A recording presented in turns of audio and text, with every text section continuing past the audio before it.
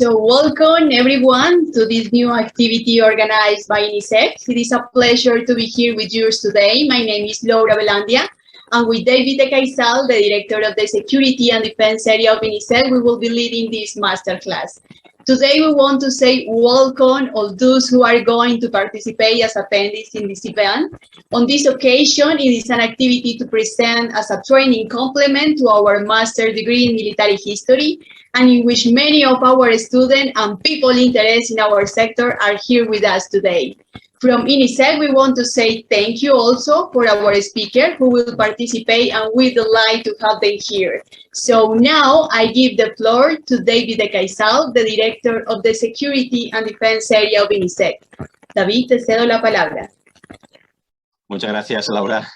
Nada, agradecer al teniente coronel Heinrich Brockermann su participación en esta masterclass enfocada al máster de Historia Militar, en ese tema que va a tratar hoy sobre la defensa, la estrategia de la defensa, la estrategia de la controvertida defensa del ejército alemán en el desembarco en Normandía para intentar rechazar a los aliados. Desde INISEG y desde el área de seguridad y defensa, pues intentamos para aportar a los alumnos en el máster de Historia Militar en concreto una serie de clases magistrales, de seminarios que aporten pues una nueva visión y aporten también un contenido extra a los alumnos, y en este caso, en esta masterclass sobre la Segunda Guerra Mundial y en concreto la estrategia alemana en el desembarco en Normandía.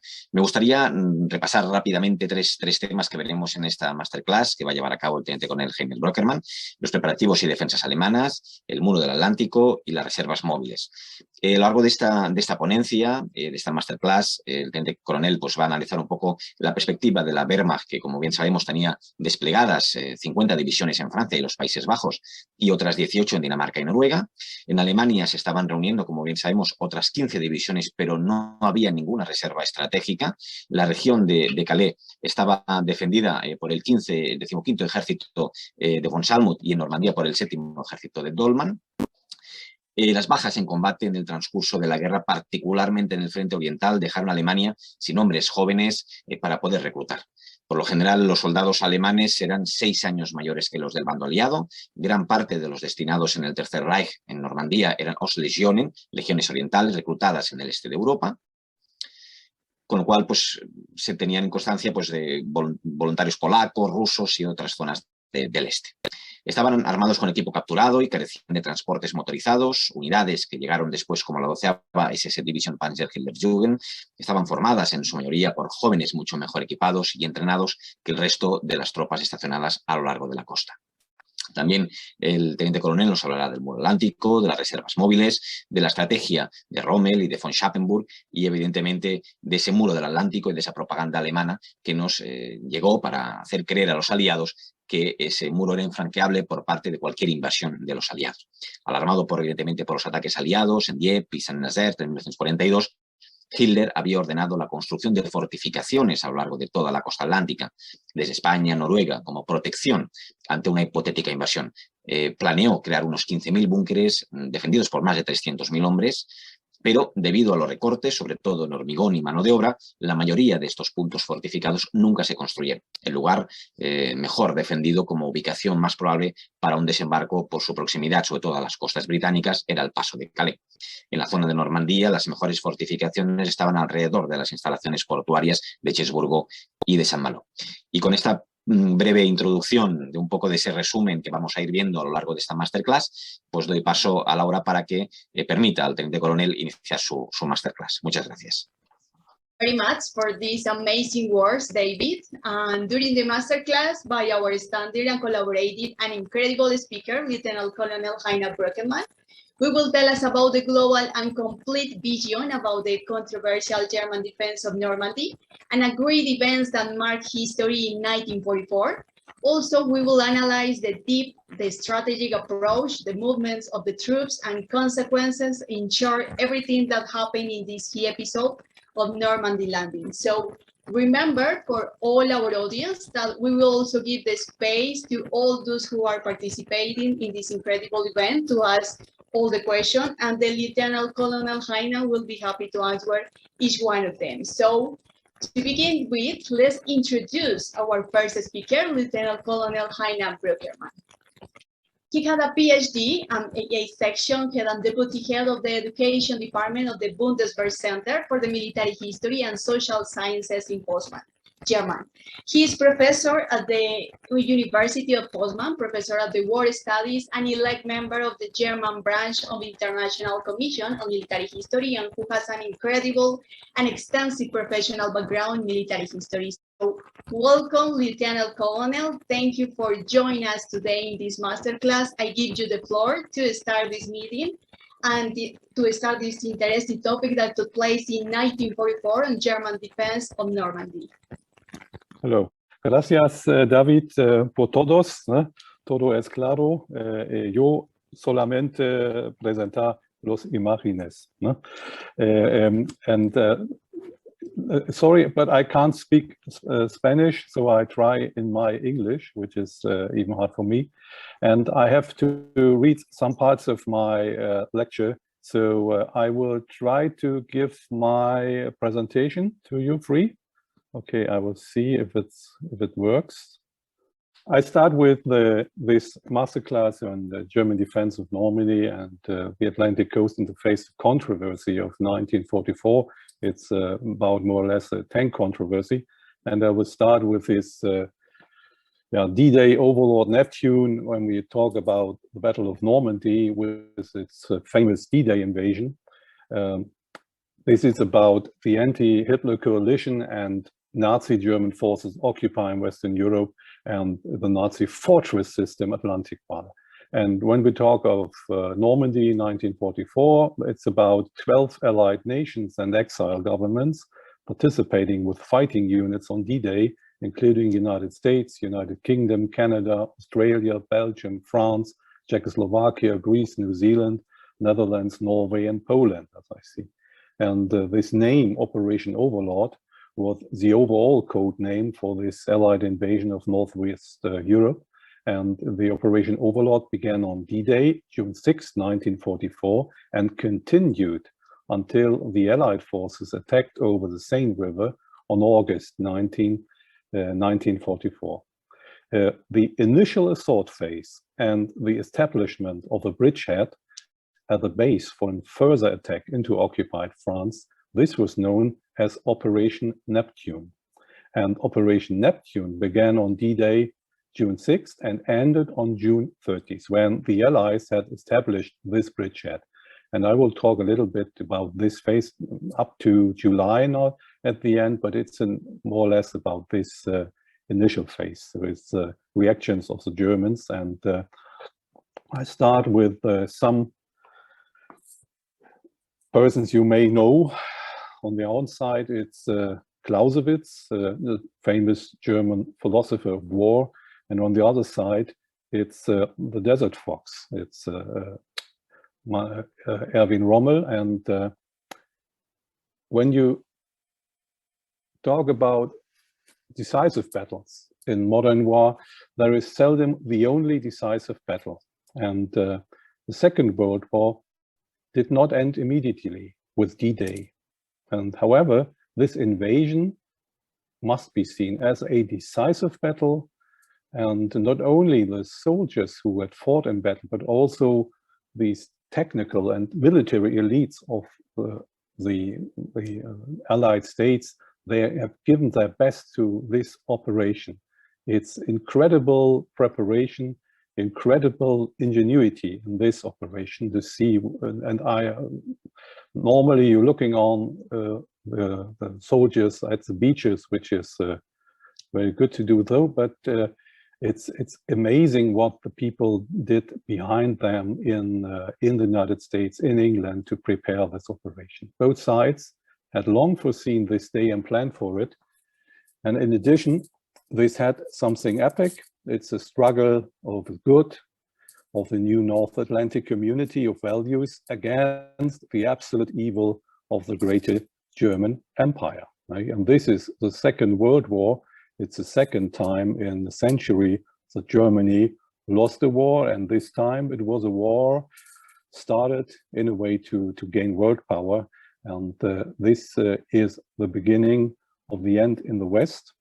And what we don't, I will not talk about the Eastern Front today, but you know that meanwhile on the Eastern Front, this really incredible attack of the Soviet Union against the Army Group Center meant also the end at the Eastern Front. And but you have to see this as a unified operation of the anti-Hitler coalition, because without the support of the United States, I think Stalin would have had problems to get ahead, because when you see what the material of the Soviet army is not only that's tanks, which are Soviet production, you have also a large amount of lorries of logistic equipment which came from the United States to help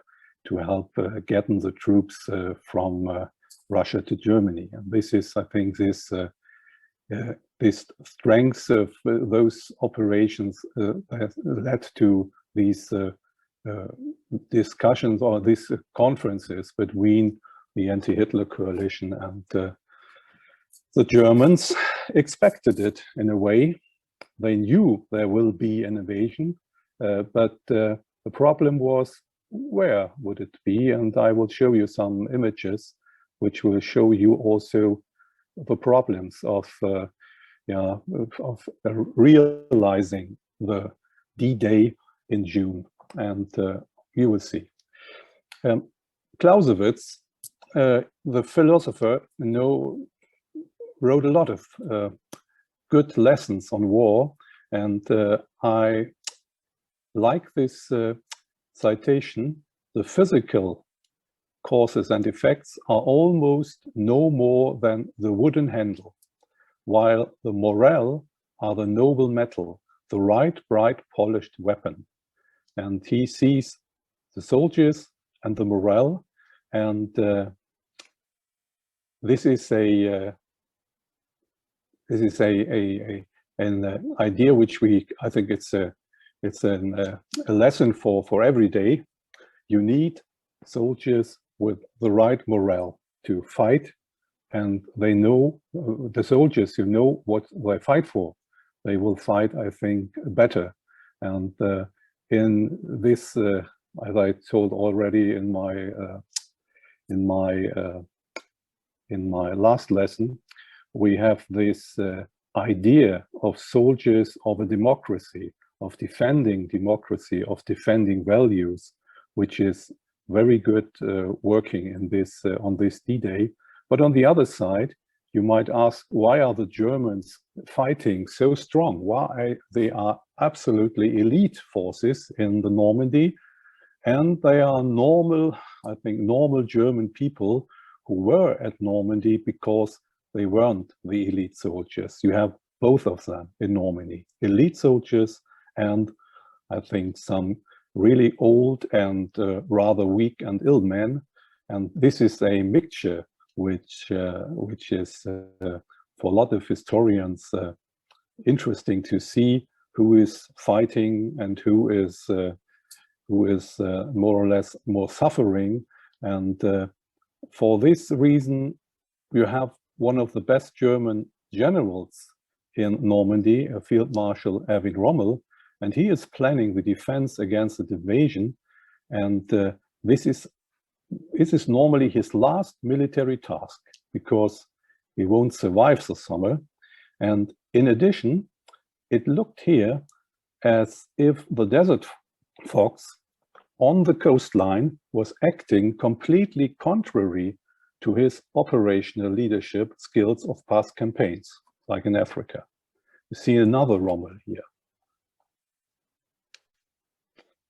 The coastal defense of the Atlantic Wall, you see, after the defeat of Britain, after the defeat in the Battle of Britain in 1940, that meant the end of German plans to invade Great Britain. And 1941, with the attack on the Soviet Union, the French coast became a secondary theater of war from the army's point of view. In 1941, the decision was made to build a new Westwall. Westwall was fortification at the western frontier of Germany in the 1930s. And they wanted to build a new West Wall on the Atlantic coast, which is called the Atlantic Wall. From the Norwegian North Cape to Biarritz in France and near the Spanish border, this was a fortress, more or less, over a distance of about 5,000 kilometers. In total, about 10,000 larger bunkers and around 6,000 makeshift bunkers were built by the work of the so-called TOT organization up to 1944, 1945. In addition, there were countless smaller facilities used by the Wehrmacht construction troops. The Normandy coast was one of the focal points of the Atlantic walls, and over-the-ground divisions primarily provided the military garrisons of this gigantic line of defense. And these were military units with older, chronically ill, and often wounded soldiers. There were also so-called Eastern troops, the Osttruppen, recruited from Eastern European and Central Asian prisoners of war. And the troops in the West were increasingly weakened to support the Eastern Front, and in return received personnel replacement from other fronts, often soldiers with low operational value due to frostbite, malaria, or other diseases. They came to the West Wall. The troops of the Atlantic Wall were also not mobile, but were only used as fortress garrison personnel on site. And you see an image how a lot of people from Russia, from the Russian Eastern Front, looked at the West Wall. It's like a vacation in a way. Nothing happens, sitting at the coastline in front of one of the typical bunkers of the Atlantic Wall. But you see that despite these biases about the people at the west of the Atlantic Wall, this is a rather large military organization of this front line, and they are preparing for an invasion, and they're preparing at different spots, and they do several estimates where this might be or might happen. And so the military command of the Atlantic Wall along other theaters of war was organized with the so-called Führer Directive number 40. It's about command powers of the coast, and it's in 1942. The defense of the Atlantic Wall was defined as a task of the Wehrmacht, which, contrary to typical organizations of armed forces, was to be carried out from a single source. The coastal defense in France was put under the control of the Commander-in-Chief West, who was directly subordinate to the higher command of the armed forces, so-called OKW, Oberkommando der Wehrmacht. And how this future struggle should be waged is made clear by Hitler's directive in a few sentences. Citation: in the battle for the coast, when evaluating recent combat experiences, the responsibility for the preparation and implementation of the defense must be clearly and unreservedly united in one hand. For this purpose, the commander in charge must use all available combat forces and resources of the Wehrmacht, the divisions and units outside the Wehrmacht, and the German civilian agencies, like TOT, deployed to destroy the means of transport of the enemy and his landing troops in such a way that the attack, if possible before, but at the latest after reaching the coast, collapses. Landed enemy must be destroyed in an immediate counterattack or thrown into the sea. All weapon carriers, regardless of which part of the Wehrmacht or which units outside of the Wehrmacht they belong to, are to be assigned uniformly for this purpose. End of citation. The Commander-in-Chief West, Field Marshal Gerd von Rundstedt, organized the coastal defense based on the Führer instruction as support for the fight against the Soviet Union. He saw this as a support for the major fight against Russia. In an order from 1942, Field Marshal Rundstedt emphasizes the task of, citation, keeping the Führer's back free for his operations, end of citation. The order culminated in the statement, citation, in any case, we must prevent a second front from arising. That is our historical task. You own our entire workforce, our entire personality, and our lives. End of citation. So Rundstedt directly promises Hitler to be in the West a kind of support for the victory at the Eastern Front, and which is now a management of chaos.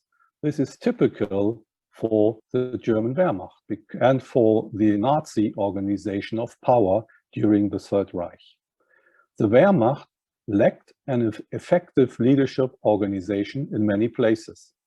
In part, this was the consequence of the National Socialist leader principle, which consisted of a multitude of competitions and dependencies. Disputes only could be decided on a case-by-case basis by a higher management level, by one Führer after another Führer, so to speak. This was also made clear by the defense of Western Europe in 1944. Field Marshal von Rundstedt led Army Group D in France. In 1943, General Field Marshal Erwin Rommel was also used in France with his Army Group B. And Rommel's task was to defend the coast and was placed under the command of the Army Group D of Rundstedt, which was given the title Commander-in-Chief West. From May 1944, Army Group G, like Gustav, was also established in southern France. Only if there was a risk of Allied landings were subordinate to Commander-in-Chief West Field Marshal von Rundstedt the Air Fleet 3 by Field Marshal Hugo Sperle and the Navy Group Command West by Admiral Theodor Kranke. So you have to see only if it's a risk of Allied landings, not before. And after all, Field Marshal Sperle, who was also responsible for the anti-aircraft units of the Atlantic Wall, was the deputy of Commander-in-Chief West in a secondary function. The example of the coastal artillery showed that the promised pooling of responsibilities did not work. The artillery was organized by the German Navy according to the principles of naval combat. This meant, among other things, that the guns were set up directly on the coast with a view of the sea. However, this also enabled easy reconnaissance and combat of the gun emplacements from the sea. From the point of view of the Navy, they only wanted to fight sea targets. They are naval forces, fight sea targets, that's it. This meant that an activity in other areas, or even in the so-called hinterland of the positions at sea, was not planned, and so any such plans were not pursued by the Navy. In addition, the Navy was in command as long as the enemy was on the water. When the enemy landed, the command should go to the army because it's on land. Ultimately, this did not meet the requirements for combat in an ongoing landing operation. I think this is clear. The clarification with Hitler requested by General von Rundstedt only led to the confirmation of this regulation and the way that the fight, if necessary, they have to call Hitler to get a decision from Hitler, and this should be obtained through the official channels via the High Command of the Wehrmacht. And you see this picture where you see the High Command of the Wehrmacht, you see Rundstedt in the upper part, you see this tank group West with Geyer von Schweppenberg, then you see this Rommel Army Group B, you see Army Group G with General Blaskowitz, and a lot of other people, for example, Sperle, General Sperle. Hitler said Sperle is the man with the most brutal face of German generals. And on the other side, the Navy with Dönitz and his Admiral Kranke, who was the Navy Group Command West.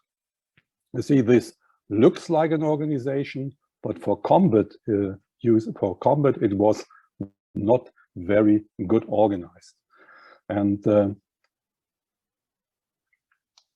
now look to the invasion. You see here, I have only these German maps because these are maps of our map division in our Center of Military History and Social Sciences of the Bundeswehr here in Potsdam. We have our own map department, and they prepared these maps, and I'm proud to present it to you. You see here, these are German reconnaissance. German reconnaissance in 1943. What may happen? Where will the next invasions start? For example, will they go for Norway? Will they go for France at different points? Or will they go from Africa to Corsica, to Sicily, to Croatia, and to everything? So you see, the Germans prepared for this invasion, and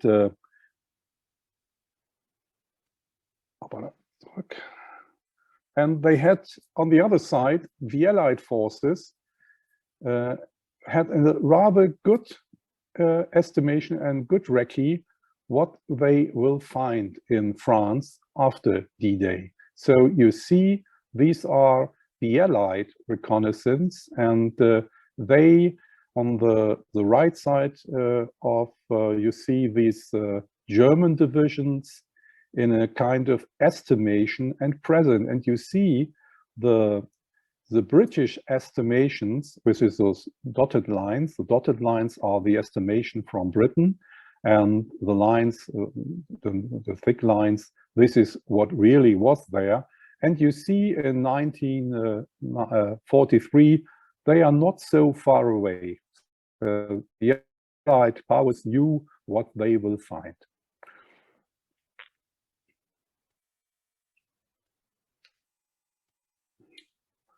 The defense on the second front on the coast is prepared, even on the German side, for years, but mostly from 1943 in a way.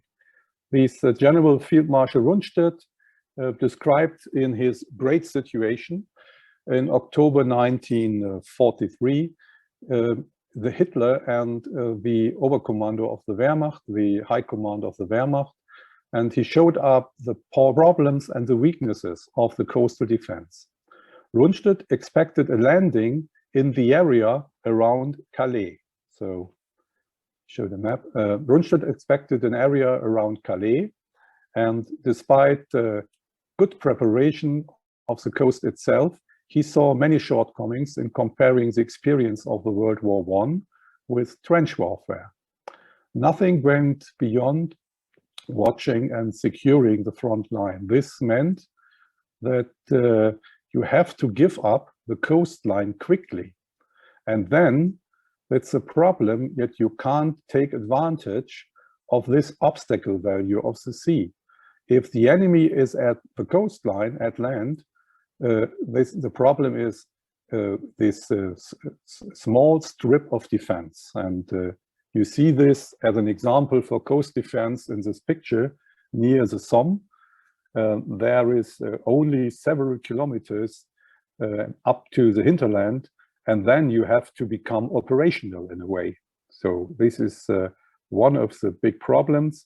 Should the forces be strong at the sea coast or strong in the hinterland to become operational, like the Germans liked it, and like everyone expected from the German army, to have a mobile and operational combat with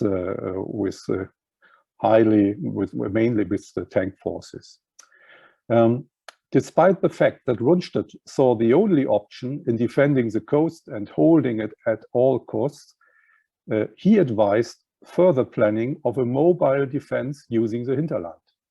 He believed in the frontline fortification, but he said, okay, we should plan a mobile defense. This made clear that the Commander-in-Chief West should again submit more mobile units with higher combat strength. The success of his memorandum was a new directive of Hitler, and Hitler wanted to strengthen the defense in the West. A large Allied landing was assumed for the future, not only in France, but also in Denmark, and both regions should be strengthened militarily.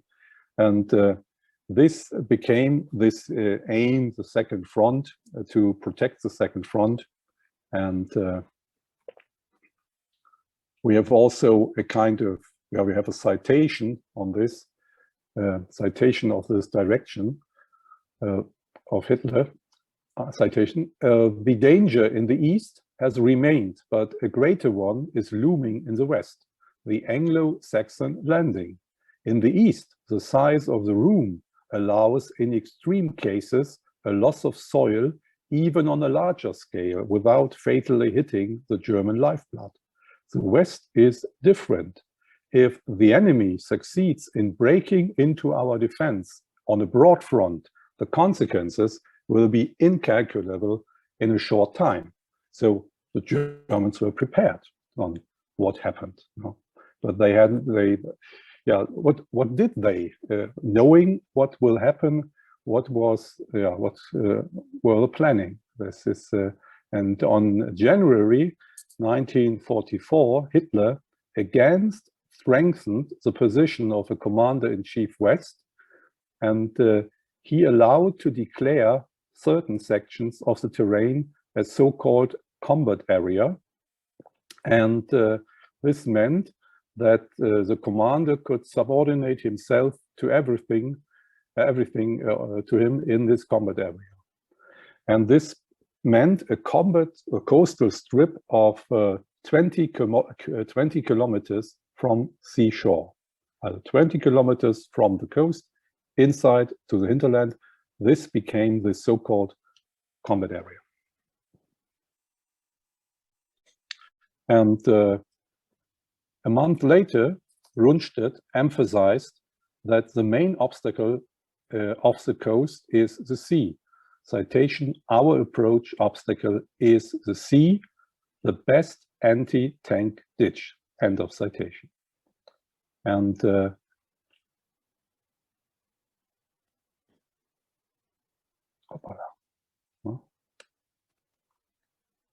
here you see pictures of Rommel on his, one of his inspection tours here in April 1944. Rommel was a kind of moral support for the Atlantic Wall, and he was day and night in a way inspecting from Denmark to France nearly everything and looking at everything, and he was trying to install these barriers of very different kinds. And you see also, this is painted by Rommel. This picture is painted by Rommel, and this is anti-air landing wire, and he described also it should not be built regularly, it should be in different angles, each pole to another. And this is, Rommel, he likes it. So Rommel is a good general, and he is a son of a teacher. And so, he wrote a lot of texts and books, and he likes also giving lectures. And I see, you see in everything what Rommel did, you see also the military instructor a little bit. And he likes, I think he likes all painting. It's useful, but I think he liked it really to do such things. And he liked Hitler for a long time. This is, so to look back, Rommel and Hitler is a very strange relationship. And this meant they knew each other from the 1930s. Hitler read, I think, read everything Rommel wrote, and Rommel was in Hitler's headquarters, and Hitler looked after Rommel to give him a division in 1940, and then Hitler and Rommel was a kind of, I think, a co-supporting team in a way, but it was everywhere clear that Hitler was a boss, but Rommel was the military star of the desert, and Hitler had another general. This was General Dietl, and Dietl became the star of the Arctic and the North, and Rommel the star of the desert. And so the problem is that Rommel, it lasted a long time up to the point when Rommel knew that Hitler was like we know him today. For Rommel, it's a long development up to 1944. But now to the defense planning. The Führer Directive of November 1944 gave the focus on the defense of the fortress of Europe. And the threat of invasion had then become more and more concrete. And in November 1943, General Field Marshal Erwin Rommel was transferred to France as Commander-in-Chief of Army Group B. And Rommel should devote himself to preparations in Denmark first. Then he came to the Somme and the Scheldt in France and to Pas-de-Calais. And Rommel saw these areas between Boulogne and the Somme, and he thought there would be the future invasion at the Somme and Boulogne. Rommel also toured the beaches of Normandy, and this led to this, I thought, this moral effect. His appearance was a certain military value. When Rommel was there, a lot of people thought, okay, everything will be good in the end. He is the best leader we have, and he is for the defense of this coastline.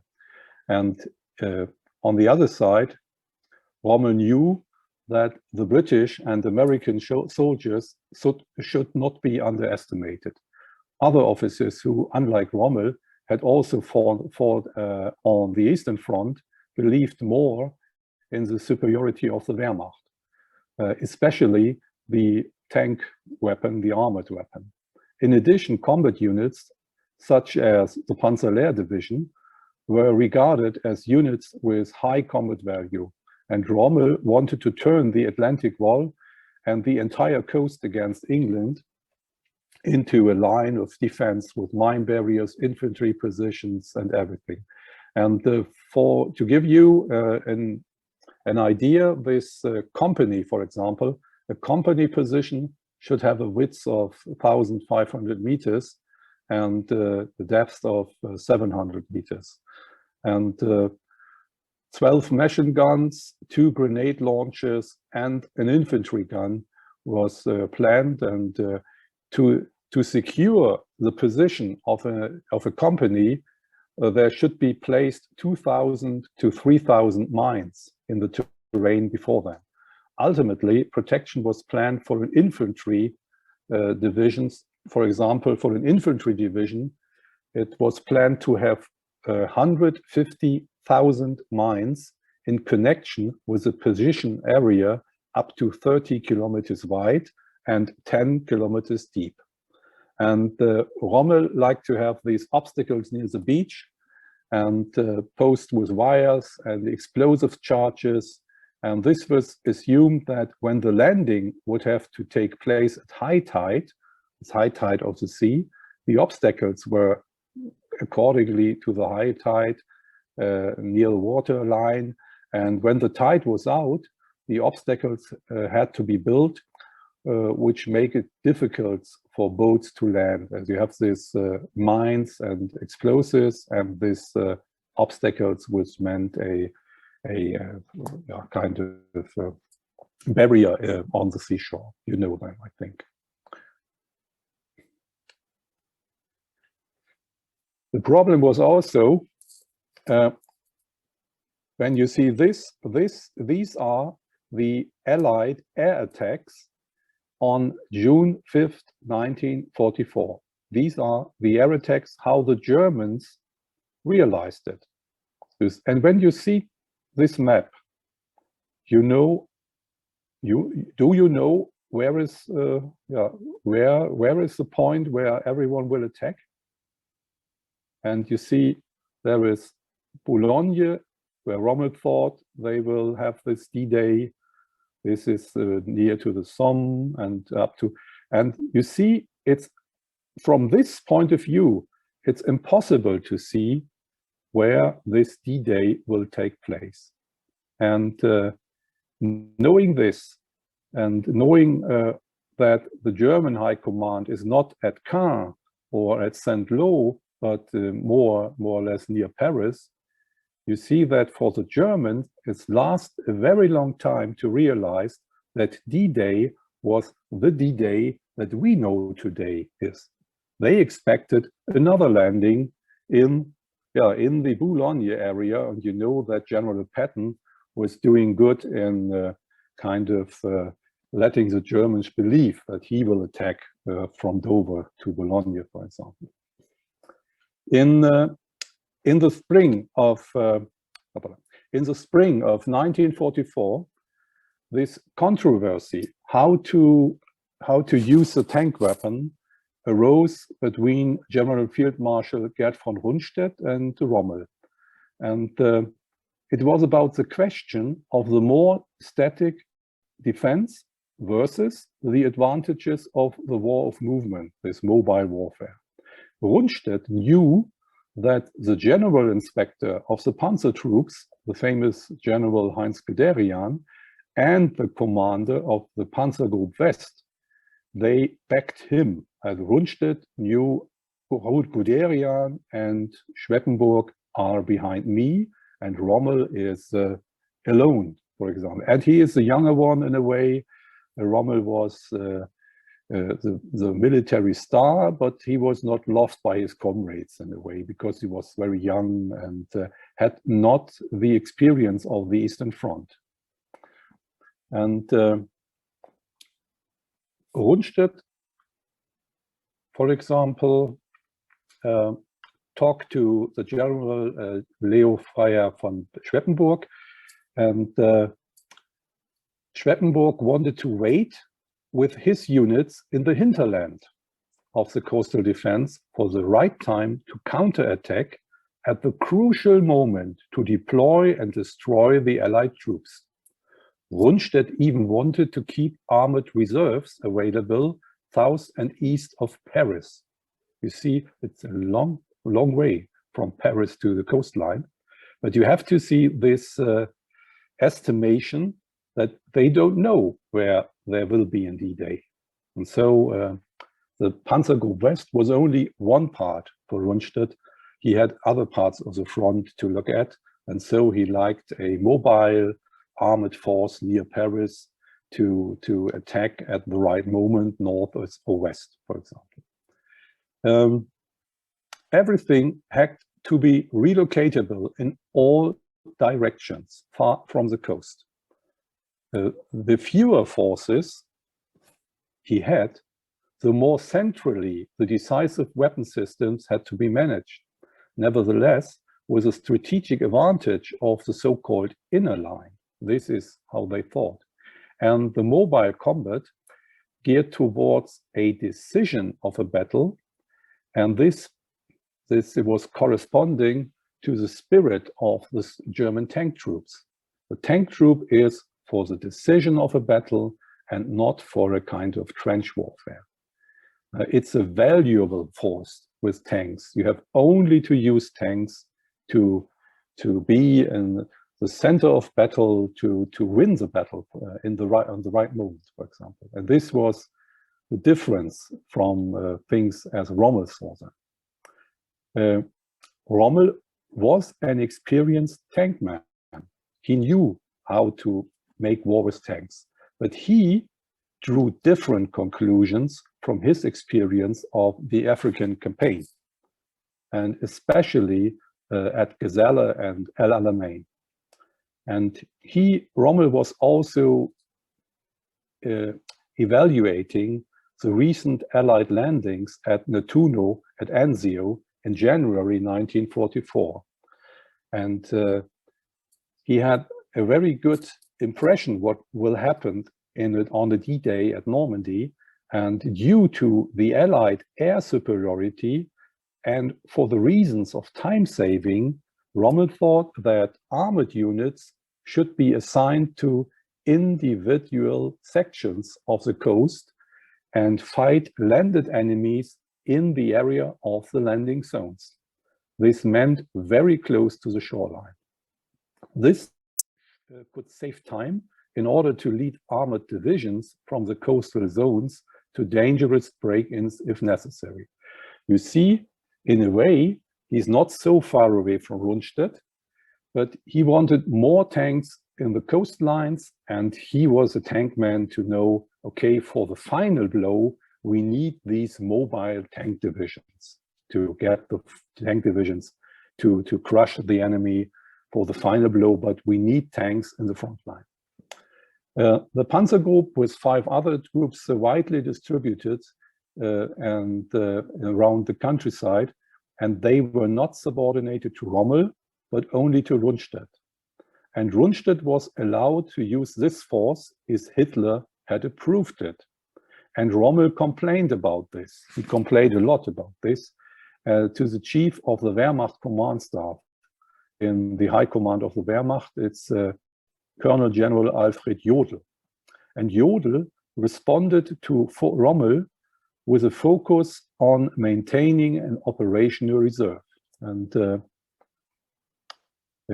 citation of what Jodl said to Rommel or wrote to Rommel, start citation, in order to ensure rapid intervention by tank units, at least at the most important points, 3 tank divisions are directly subordinate to the army group.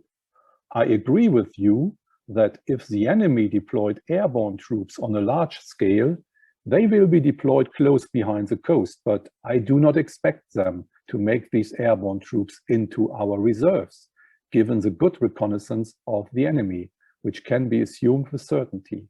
Free spaces for this will always be available, even if we allow all reserves to be unlocked close behind the coast.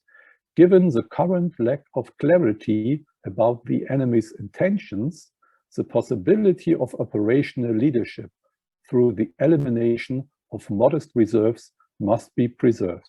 These reserves must, as there is clarity about the enemy's intention and focus, be released for use without a request.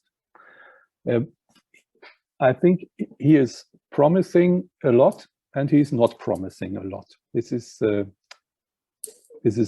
difficult to understand, and this citation is you see as a soldier, he knows he knows what to do, and he knows his soldiers, even his generalship here, but Jodl is more or less a general at high command, and he has to look after Hitler, and so he's in a way he decides nothing in a way, and he backs more Rundstedt than Rommel in a way, but he's also waiting for Hitler's decision, and so Hitler has to be asked, and Rommel went to Hitler, and this was around the June 6th. This was some days before June 6th. You see when everyone here, you see in this picture, this is the D-Day, when everyone was preparing in Britain before June 6th, Rommel went to Hitler to the Obersalzberg.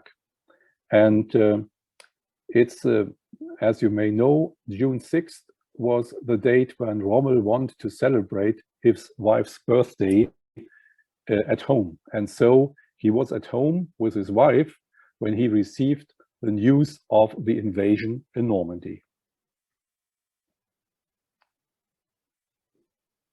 Hitler drove to his headquarters, Rommel drove to his headquarters at La Roche-Guyon, and he arrived on the same day when he was got the information, and the coastal front could not be held. And the high command of the Wehrmacht had not given the clearances for the tank reserves. It wasn't very quick. You may know a lot of things about the D-Day, so I will try to highlight some points of this D-Day battles. What is clear that the approach to the coast was too long for the German reserves, and the Allied Air Force made sure that it was even not long, but also difficult to reach the coastline. And the German Air Force was not a real factor in the defense of Normandy. And this weakness of the German Air Force allowed the Allied Air Forces largely to attack transport infrastructure and about 36 airfields up to a distance of 130 miles from Caen to the hinterland. And from June 6th, it was assumed that approximately on this day, 12,800 Allied aircraft were facing only 319 German aircraft, about 12,000 against 300. I would say 12,000 against nothing in a way. And only 100 of the 300 German planes were fighter planes. So it's not a real danger. It's no danger. It's nothing at all normally. The invasion was an Allied success from day one on. And the Germans realized that this landing was not a deception for another landing, but it was too late because they realized too late. They are always waiting for another landing. And on the other side, we are speaking of the second front. And this time, in the end of June, this Operation Bagration at the end, at the Eastern Front, started to destroy this army group center. And Rommel tried to attack the US Army in Normandy with his armored divisions and attacks on the Utah beaches, on Omaha landing areas, and the high command of the Wehrmacht ordered the center of gravity. They told them, okay, the center of gravity is near Caen. And so the Wehrmacht concentrated on this Caen area. For the Germans, it's, as I said, the center of gravity. And you see what happened after it, but they are focusing on Caen. And Rommel wanted to force the concentration of the German forces to defend Cherbourg, together with the commander of the 7th Army, Colonel General Friedrich Dollmann. And Hitler's order to hold the previous positions was not very useful to these plans. And now Rundstedt also was pro Rommel's plans, he advocated Rommel's plans, but he was not a strong supporter. Ultimately, this was not changed by a personal meeting between Rommel, Rundstedt, and Hitler. They met on June 17th in France. And Rommel had taken the view to Hitler that the war was lost. Now Rommel was really, 1 week, for example, 1 week after D-Day, Rommel thought this war is lost. And he told Hitler should draw the conclusions from this defeat for the German Reich and make peace.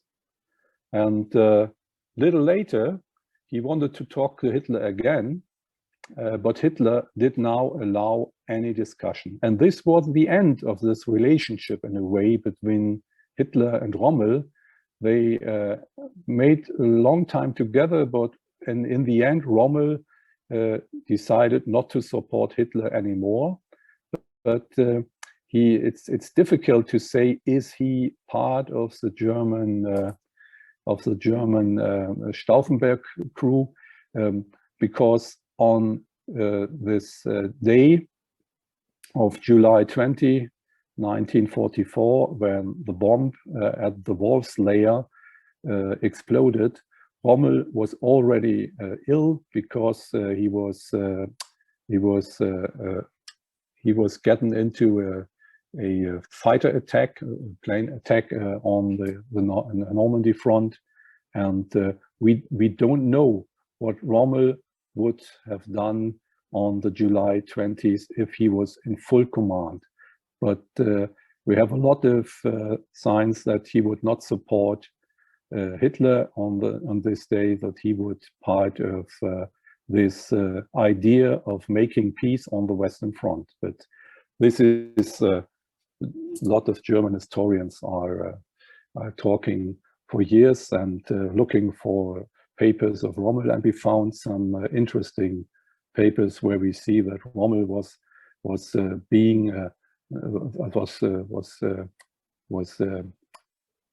really hard thinking on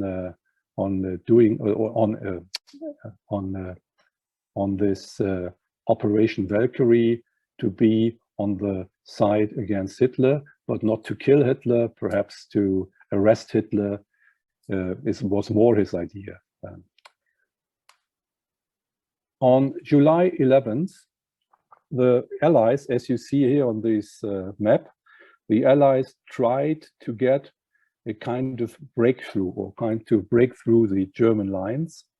And you see still near Caen, these tank group West and very strong tank forces. And the question is now, as I told you, you have to use the tank force to get a decisive blow against the enemy forces. But the question is also, where is the place for a decisive blow when you have a situation like this? And they tried to attack, and you know this, these attacks led to a defeat, and cities at Saint-Lô and Avranches, you have a breakthrough. And this meant this idea of having an operational group with tanks to beat an enemy in a decisive battle, in a way, this was in a way nonsense here, because you have this overwhelming force. And I think you see the first US Army here, this operationship, this operational art, that they found their way to an operational war, and the Germans had to withdraw. But in August 1944, the breakthrough at Avranches and the failure of a German counterattack marked the long-awaited start of the Allied war movement in France. And in an effort to attack the Allies at Avranches, despite an obvious defeat, the Germans had given up their operational freedom and thus make the Falaise pocket possible. And the coastal defense against the invasion was already history back then. So I come to a kind of summary of this. You see Rundstedt and Rommel at a map, and you see this organization of the Oberkommando High Command West, of the Army Group B of Rommel and G of Blaskowitz, and you see the Panzer Group West with this organization. It looks a little bit more organizational as a picture I showed you before. And to sum up, the Allied landing in Normandy was long awaited. Hitler and some of his generals had actually been looking forward to an opportunity of a decisive battle in the West. But the Western Front was a secondary front. But they thought a quick victory in the West could be followed up by a victory in the East. And the Eastern Front remained the most important front for Hitler. The question of the right strategy for the defense of the coast of France was determined only with the basic instructions from Hitler, the construction of the Atlantic Wall and the so-called tank controversy. Ultimately, it was about solving a resource problem and the military philosophical question of the superiority of defense or attack. You see, what is stronger, defense or attack? This is the question you can ask Clausewitz, for example. No? It is philosophical, but it's nice to think of it. And a lot of Germans think you can only have a decision in battle if you attack. That defense is not leading to a decision. So you have to attack, and to attack you need a reserve force which is mobile, which is strong, which is a lot of tanks. You have a lot of tanks. Moreover, and most of all, this idea could not be turned into reality without a Luftwaffe and a Navy. And the Navy was only coastal artillery, but there are no Navy on general. And the Luftwaffe was really not existent in on this front. Rommel's idea of defending close to the coast in such a way that the landing itself would be prevented was the opposite of the idea of Rundstedt and Schweppenburg. The correctness of one or the other idea could not be checked in reality because Hitler had not fully agreed. Right? But when it was the D-Day, when the D-Day were this, no idea would find a reality check on this spot, because they had these troops were not at hand where they should be at hand. However, it's doubtful whether one of these two operational ideas would actually have worked, because in order to employ troops in a military focus, this must be first recognized in the evaluation of the situation. When the landing became a reality on D-Day, the Germans took a considerable delay in drawing the consequences. Another invasion of the Canal Front was expected weeks after the Normandy landings. This was still an idea. They expected another landing. At the fact that the weak German forces in Normandy were able to hold off the Allies for so long could even be taken as proof for the conviction that something would come elsewhere, because they were so good for the first weeks that they thought, okay, this is not the real invasion, there could be another invasion. So the German defense was so good for some weeks. So after all, the Allies wanted to be on the Loire by mid-August. They wanted to reach the Loire River by mid-August. And when the Germans finally grasped the dangerous situation and these possible options at end of July, then the German counterattack at Avranches became an evidence of superiority of Rundstedt's and Schweppenburg's ideas of a flexible defense in depth. Okay, then we have this kind of final attack, but this counterattack didn't work. And so, looking back, Geyer von Schweppenburg lived a long time after the Second World War. Looking back, some people say, okay, Rommel was right, and some people say Rundstedt and Geyer von Schweppenburg were right. But it's difficult to check this, because the battle they want to fight didn't happen in the way they want to fight it. However, army generals had thought too one-dimensional, and the problem was this outstanding air supremacy and outstanding naval power of the Allied forces and outstanding Allied logistics. And for some time, Rommel seemed to be driven by his idea of defense, and resistance against Hitler turned more and more from a political option to a moral duty. Also, it was the time before this coup d'etat against Hitler. And on the other side, General Field Marshal Rundstedt announced his order, and he became more political. Rundstedt said on February 1944, we fight for Führer, Reich, and idea So he's even for this idea of German supremacy and of Nazi Germany. So he became very political, and this became more and more reality after the coup d'etat of July 1944. Rommel had recognized both the hopelessness of the situation and his responsibility as field marshal. He was the only German field marshal who had personally prophesied the coming defeat to Hitler personally in the summer of 1944. And at the same time, he urged him to end the war by means of politics. Hitler didn't want to listen to him.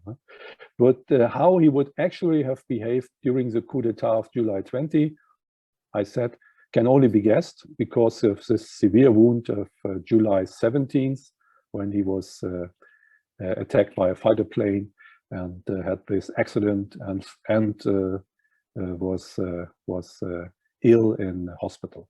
By mid-August 1944, defending against the invasion alone had cost the lives of more than 25,000 German soldiers. After all, that was just a glimpse of what was to come. Most of the German soldiers of the Second World War died between July 1944 and May 1945. For this, you have to see countless victims of the National Socialist tyranny and all other victims of the war in Europe. The Allied landing in Normandy and the collapse of Army Group Center on the Eastern Front marked the beginning of the rapid decline of the Greater German Reich. The dead General Field Marshal Erwin Rommel stayed a worldwide legend as a desert fox. However, he only entered today's German military tradition because of his closeness to the coup d'etat of the July 20th, 1944, his closeness to this group of soldiers like Stauffenberg, Tresco, and others of this military group who wanted to get rid of Hitler and who wanted to start a new Germany. And so Rommel is a little bit part of all of this, but he is remembered for his skills as a soldier most, I think, today. So this was my short or long explanation of this tank controversy and defense of Normandy. And so Laura, I beg you to take over now.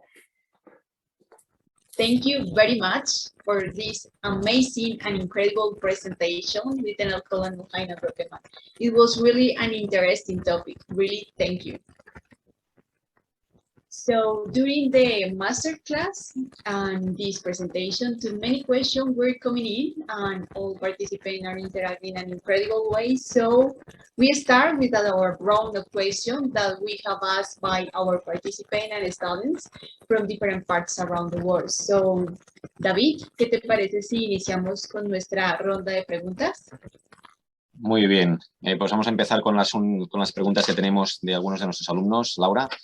La primera de ellas nos dice así, ¿qué hubiera pasado de ganar los alemanes la Segunda Guerra Mundial? That is a difficult question. I once had a conference with an American professor in Berlin. It's, I think it was Weinberg, but he had a kind of lecture what happened when Germany would win the war. You have some, I think there's some books writing on this in a fictional way. But the problem is what would happen is that the Germans would enslave the whole world, perhaps. We had the books of a historian called Jekyll. He thought, okay, in the 1950s, there was a final battle against the United States for world power, and then the Germans would spend their lives on the Eastern Front or in Siberia, watching some works of the Slavic people there. I think I would not survive because I'm having glasses, and perhaps people with glasses were not as valid to survive because of this idea of super race. I think they would try to kill people who they thought they are minor, like they did in Poland, for example, when they introduced a list where they rated the Polish people in Volksliste, so-called 1 to several steps. Then one part of the people is able to be Aryan nation one day, and others are to destroy. This is a really gloomy and dark future, I think, and this is a part for literature, more for literature than for history. Gracias, Heiner, por tu excelente respuesta. Otra de las preguntas que nos llegan de los alumnos es la siguiente. ¿Qué posibilidades tenía Alemania de poder derrotar a los aliados en Normandía? As I told you, the problem is that they had no air superior, really no air force, no naval, and this idea, they had a lot of ideas, and you see they spent a lot of money and a lot of mines and like this.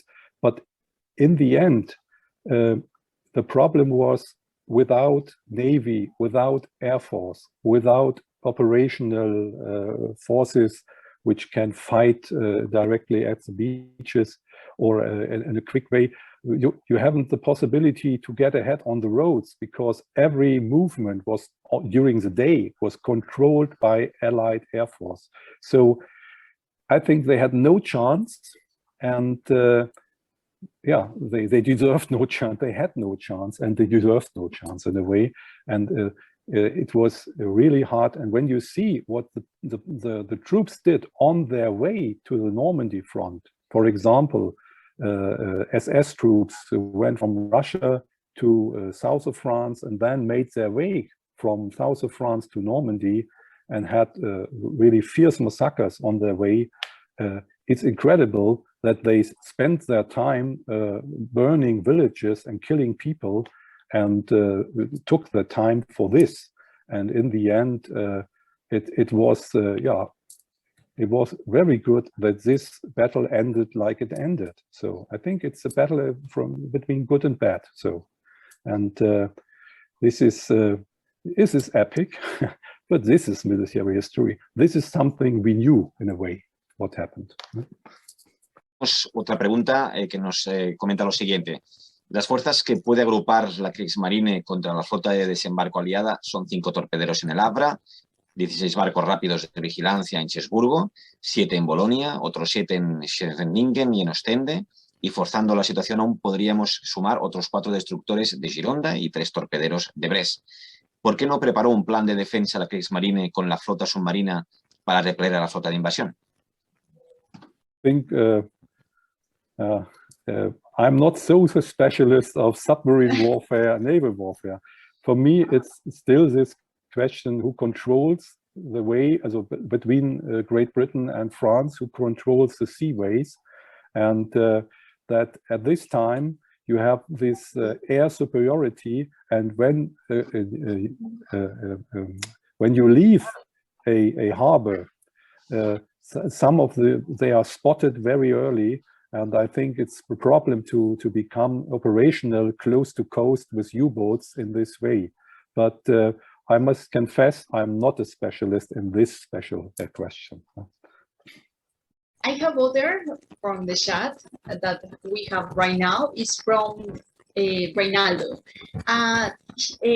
He asked about if this controversy of the defense wouldn't have happened, the outcome would have been different. As I said, they were different. They had different opinions, but in a way they were close. The German officers had an operational thinking much more alike. They came the same. They were soldiers, professional soldiers on this level. They came from the same lessons. They had the same lessons. And Rommel was the head of the Kriegsschule. He had an officer school. He was head of a group command at an officer school in Potsdam, and he was head of the officer school in Wiener Neustadt, just before the war. And they knew what they were talking about. And this is like this is a philosophical question. This is a question a little bit of power, and normally they were used to have their own forces. And when you have 3 generals and have only 1 division, and for example, and 3 generals, it's a problem, because it's who is the best one, who has the best ideas. And I think they thought Rommel became a little bit weak on his old days, perhaps, that he in a way lost his battle in Africa and was too cautious, and he lost his tank spirit a little bit. And so it was this little bit mean. He was a Hitler protege. He lost his battles. He never had been to the Eastern Front. And now he wants to take away the only operational tool a general has. And why? Because, and I told you this situation, we know where D-Day did have taken place, but they didn't know it. And Rundstedt had his large coastline, and he had his responsibility, and he thought perhaps he could have his decisive blow from Paris to anywhere. But I think they were army generals, and they have to think of Air Force, and have to think more, have to act more with the Air Force. But the German Air Force was normally used as a support weapon of the army in this Blitzkrieg idea. They were used to have their Air Force to support them with their tanks.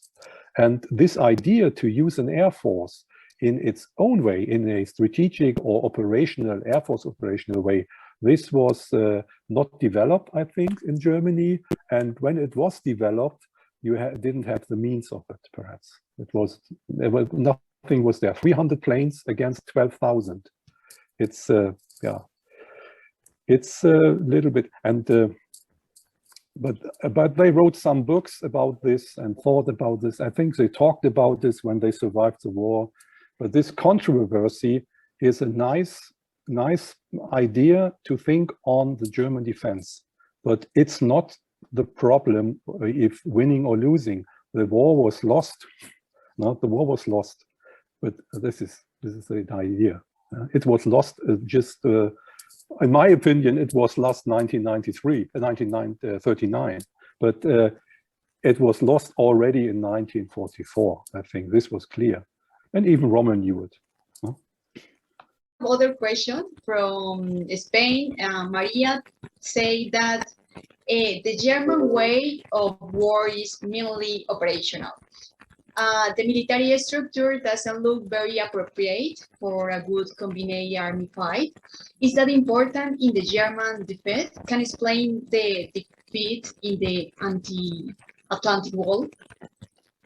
I think every soldier who is, or every more or less, who likes his business, he likes being operational. To not to wait for the enemy, not to be a victim, so to speak, in the trenches. No? And so being operational is a way to get to get ahead in war, against victory in a way. Without operational thinking, it's victory is not possible. You can defend. It's maybe, but you can't be the winner in a time which you plan. You can't. Perhaps you can defend against an enemy for months and for years if you're strong enough. You can wait in your trenches, but normally the wars should end in the quickest possible time. And to end the war in the quickest possible time, you need an operational idea. You need to nail the enemy to a certain spot, and then to attack the enemy with supporting forces like artillery, like air force, and everything. But this is operational art, and this is what the Germans, this German idea. The Germans normally were a weak nation in the center of Europe, surrounded by other nations. And so they had this idea, we need a quick decision. when we have a quick decision, we will have a victory. We can't afford a long war because in the center, Germany is too short of to everything. You have to have a quick decision. And so they are trained from the 19th century. German officers are trained for quick, operational, decisive decisions, warfare. This is normal in Germany, I think. And I have other really interesting question from Roger. Could you explain us the mystery of the suicide of the Rommel? In a way, it's not a suicide, no? In a way, it's a forced suicide, so to speak. And it's really hard that two people from, normally it's two officers from the high command for normally for personnel, also wie heißt es, human resources. Also they were officers from human resources management of the German Wehrmacht. They arrived at Rommel's home and told him, okay, you have two choices. One choice, you will be sentenced by the Volksgerichtshof, judged by the Volksgerichtshof as a traitor, and your family will end in a concentration camp or will be killed, or you take this little pill and kill yourself and end here, and we will care for your family. We will give you a first-class funeral. And this decision, and then Rommel did this in favor for his family, for his son and for his wife. And this was a kind of forced suicide. And it was so hard that on his funeral in Ulm, that they told his heart belonged to the Führer. No? But he was, after his death, he was already back this propaganda general who fought for Hitler in Africa. And so this, but Rommel can't control this. The only thing he could control at the end was protect his family. And so I think he did it for his family. Otra pregunta que nos dice así: ¿la muralla del Atlántico de Hitler era realmente una defensa firme y potente para repeler la invasión aliada, tal y como mostraba la propaganda alemana? It works with photos, for example. It works a lot as a means of propaganda. This is true, but these concrete buildings were really made. They were built when you, for example, start you visiting Denmark for a vacation. You see still this really big monuments of German bunkers from Denmark and up in Normandy. You see this was really built, and it was not only for fake or for propaganda. It was not built for propaganda. It was a plan behind it, and there were the organization taught. They were the best construction workers I think Germany could have. But in a way, it was also a possibility to do do something important. And I think everyone wants to work in France on a bunker. It's better to work on a bunker in Russia. And but it's this idea, and Hitler liked the buildings, as you know. I think this idea of a fortress, and it fits to a lot of ideas of Hitler. But it was operational. It worked for a way, and it was working because the Allied forces are thinking how to get over this Atlantic wall. And you know, this was a very, very hard days. These were very hard days to get over. And the Normandy was not the point where the Germans expected the invasion. And what would happen when they attacked at Boulogne, I think what different outcome. But the problem was already the Air Force and the Navy that stayed so. Perhaps at Boulogne, it was indeed useless to attack, but this is, as I said, this is not history, this is astrology a little bit. No? Other question that we have from Sebas Vera, why Hitler chose Normandy and why was so important for Germany? This is question. I think France was important for Germany. It was the frontier against Great Britain, and I think it's the whole Europe. It was this fortress Europe in Hitler's view, but France was really used as for everything, for workforce, for nutrition. In a way, it was plundered. The French didn't realize it so quick. It started so with Germans liking Paris, walking through the streets. But every year of the occupation of France, it became clear that Germany uses France to get everything out of this country. And it was in 1944, the French agriculture, the French workforce, the Germans took everything they could get. It was not so clear for normal people, but they realized it in 1944. It was very clear that the people were not, the Germans tried to get good relations to the Vichy regime, but the Germans needed French economic power for their war, for their lifestyle, as they did in Netherlands, for example. They did in Belgium. They used them in every way. Thank you, Laura. Nice meeting you. And I'm very pleased to join this conference with this distinguished professor, Mr. Commander Brockerman.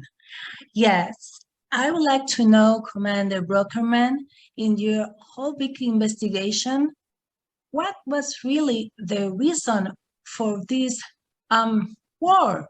I mean, we have learned in too many books some reasons, but you know, the story is always been told the side from the people that tell us that story.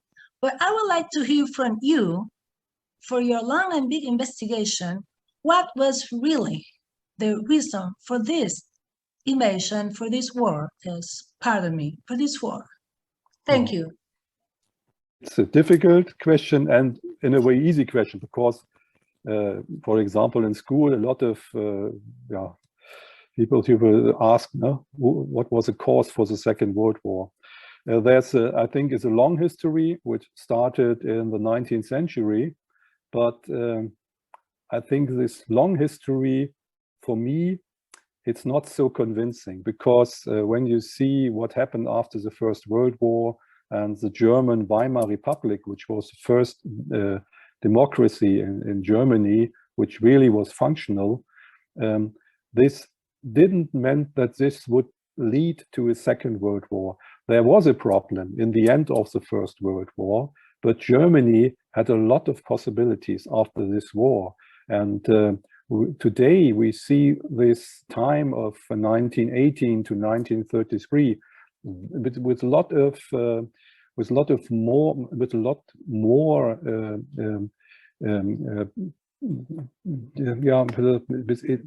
some more ideas than the people of 1933. In 1933, they look at the First World War, of the Versailles Treaty.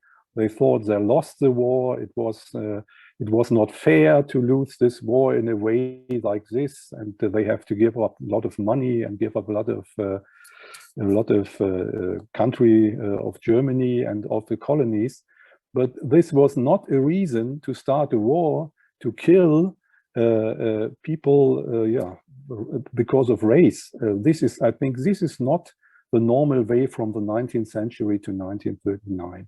And so, to make it short, I think we tell this idea why we started this war a lot with Hitler and the Nazi movement. I think this was crucial for beginning the Second World War with a Weimar Republic government of 1925 or like this. I don't think that they had this idea of being world power.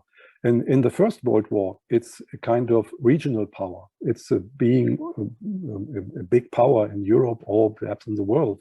But 1939 started a war which should lead to the world power. Germany wanted to be a world power. Hitler wanted it. And this is, we have these ideas how for example, the German Navy, the naval construction idea, or the plans for the German Navy in 1939, this was a navy for an end game against the United States. It was not built against, for example, Norway or against Russia. It was even more than fighting against Great Britain. This idea was to have, is that perhaps after 1950, a world power Germany, and to kill all the Jews, to kill races, different races in East Europe, and to kill, they didn't reach Africa in a way that this became operational. So what would happen when the Germans would have reached Africa? I want to imagine. This is a total different idea, and this, I think, I can only explain it with this Nazi and Hitler idea. That's it.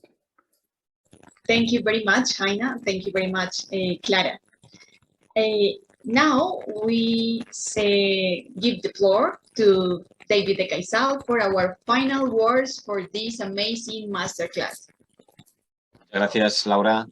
Agradecer al teniente coronel Heiner Brockermann por su excelente ponencia en cuanto al desarrollo de la estrategia alemana en la defensa de Normandía y en la costa atlántica en 1944.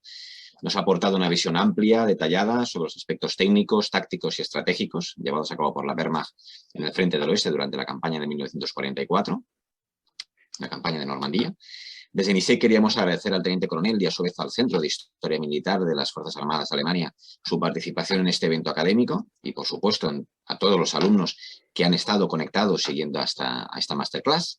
Desde INISEG seguiremos trabajando para poder ofrecer a nuestros alumnos las mejores actividades académicas en materia de historia militar para fomentar la cultura de defensa, orientando evidentemente a nuestro máster de historia militar. Muchas gracias, Laura. Words. From INISEG, we want to say thank you to all participants, attendees, and speakers who were today in this masterclass. It has been an incredible presentation and round of questions by Lieutenant Colonel Heiner Brockermann. We have lived again the history in this masterclass of military history. So remember for everyone that on April 26, 7, and 28, the 6th International Congress Challenge to Global Security will be held.